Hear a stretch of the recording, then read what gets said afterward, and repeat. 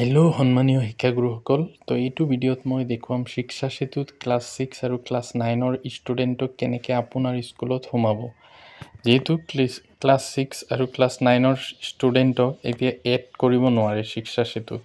আগতে যেনেকৈ আমি চব ডাটা ফিল আপ কৰি এড কৰিছিলোঁ, কিন্তু এতিয়া সেইটো নহয়। এতিয়া কি কৰিব লাগিব, যিখন স্কুলৰ পৰা আহিছে সেইখন স্কুলৰ পৰা ষ্টুডেণ্ট কেইজনক ট্ৰান্সফাৰ কৰি আনিব লাগিব। তো কেনেকৈ কৰিব লাগে মই সবিশেষ দেখুৱাই দিম, আপোনালোকে শেষলৈকে ভিডিঅ'টো চাব। তো বলক ভিডিঅ'টো আৰম্ভ কৰোঁ।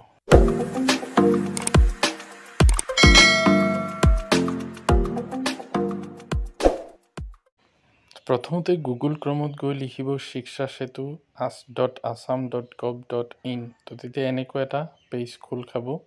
তো আপোনালোকে লগ ইন কৰিবলৈ এণ্টাৰ ইউজাৰ নেমটো লিখিব আৰু পাছৱৰ্ড লিখিব। ডিষ্ট্ৰিক্টটো চিলেক্ট কৰি ল'ব আৰু কেপচা ফিল আপ কৰি লগ ইন মাৰিব। তাৰপিছত কি হ'ব, এনেকুৱা আৰু এটা পেজ খোল খাব য'ত ওপৰৰ ফালে 3টা আঁচ দিয়া আছে। তাতে আপোনালোকে ক্লিক কৰিব। কৰাৰ পিছত চাব এনেকুৱা এটা পেজ খোল খাই আহিছে য'ত লিখা থাকিব ড্ৰপবক্স। 3টা ডটত ক্লিক কৰাৰ পিছত এনেকুৱা পেজ খোল খাব। তো আপুনি কি কৰিব, ড্ৰপবক্স ষ্টুডেণ্টছ তাতে ক্লিক কৰিব। কৰাৰ পিছত আপুনি চাব এনেকুৱা আপোনাৰ ক্লাষ্টাৰৰ, অৰ্থাৎ যিখন স্কুলৰ শিক্ষা সেতু আপুনি খুলিছে সেই ক্লাষ্টাৰৰ স্কুলবিলাকৰ নাম ইয়াত আহি যাব। তো আপুনি ধৰক যদি 6ত এজন ষ্টুডেণ্টক সোমাব খোজে বা আৰু বেছিকৈ ষ্টুডেণ্টকো একেলগে সোমাই দিব পাৰিব। তো প্ৰথমতে সেই স্কুলখন চিলেক্ট কৰি ল'ব। তো ধৰক 1 নম্বৰ স্কুলটোৰ ষ্টুডেণ্টকে আপুনি সোমাব। তো আপুনি ভিউ অপশ্যনটোত ক্লিক কৰিব।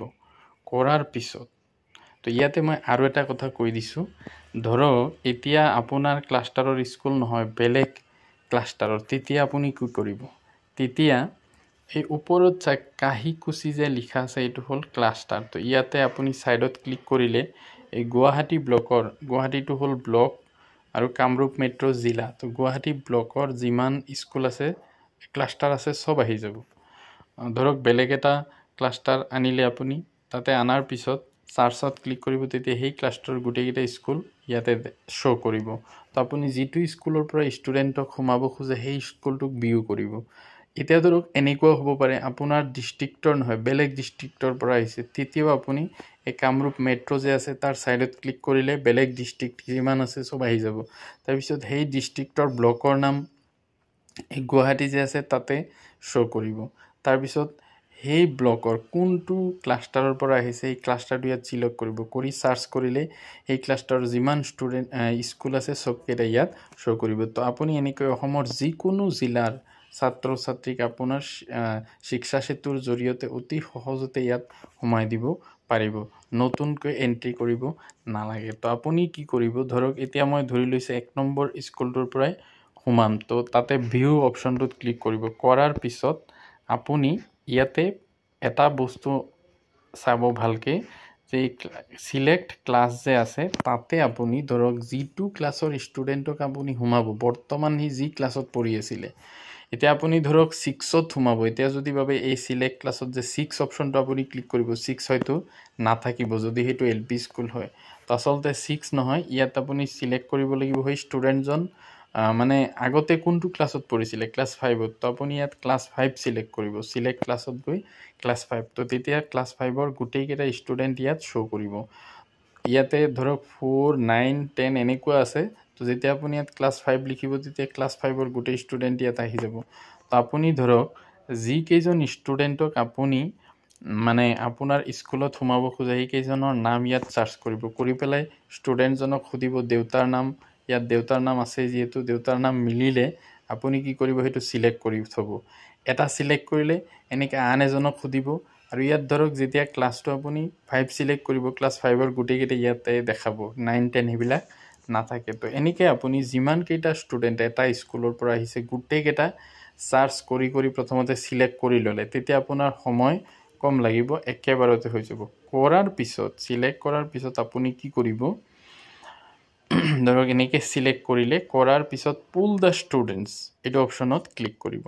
পুল দ্য ষ্টুডেণ্টছ, তো এইটো অপশ্যনত ক্লিক কৰাৰ লগে লগে আৰু এটা পেজ খোল খাব য'তে এনেকুৱা লিখা আছে, ধৰক ইয়াত ক্লাছ 10 ছেকশ্যন A বুলি লিখা আছে, কিন্তু আপোনাৰ স্কুলত আপুনি যদি 6ত সোমাব খোজে তো তেতিয়া এইটো ক্লাছৰ জেগাত 6A টো ক্লিক কৰিব কৰি পেলাই পুল দ্য ষ্টুডেণ্টছ মাৰি দিব তেতিয়া সেই গোটেইকেইটা ষ্টুডেণ্ট যিকেইটা 5ৰ আপোনাৰ স্কুলত এডমিশ্যন লৈছে সেইকেইজন আপোনাৰ স্কুলৰ 6 ক্লাছত সোমাই যাব তো ঠিক তেনেকুৱাকৈ আপুনি কি কৰিব পাৰিব ধৰক এতিয়া 9ত এডমিশ্যন লৈছে তো সেইকেইজনকো আপুনি এনেকেই কৰিব পাৰিব প্ৰথমতে কি কৰিব 9ৰ হ'লে এইটো বেক কৰি আকৌ ড্ৰপবক্স ষ্টুডেণ্টছত আহিব আহি পেলাই কোনটো স্কুলৰ পৰা আহিছে সেইটো স্কুলৰ ছাইডত গৈ ভিউ অপশ্যনটোত ক্লিক কৰিব এনেকুৱা ভিউ অপশ্যনত ক্লিক কৰাৰ পিছত ইয়াতে ক্লাছ চিলেক্ট ক্লাছত আপুনি কি লিখিব 8 কাৰণ ষ্টুডেণ্টজন আগতে ক্লাছ 8ত পঢ়িছিলে 8ৰ ডাটাহে ইয়াত পাব তো 8 চিলেক্ট কৰিব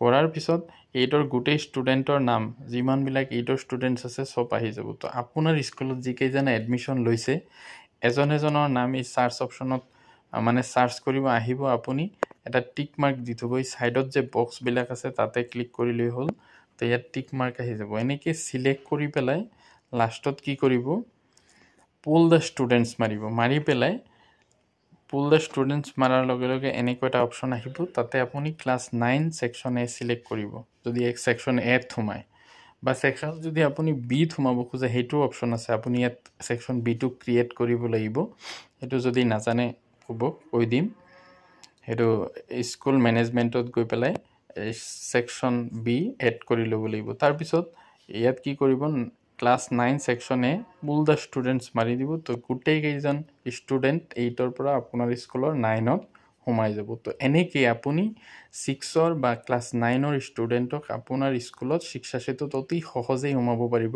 কোনো ধৰণৰ নতুন এন্ট্ৰি কৰিব নালাগে আৰু নতুন এন্ট্ৰি নহয় নতুন এন্ট্ৰি কেৱল ক্লাছ 1 আৰু ক শ্ৰেণীৰ কাৰণেহে হয় আশা কৰোঁ এই ভিডিঅ'টোৱে আপোনালোকক উপকৃত কৰিব ভাল লাগিলে ভিডিঅ'টো লাইক এটা কৰি দিব থ্যাংক ইউ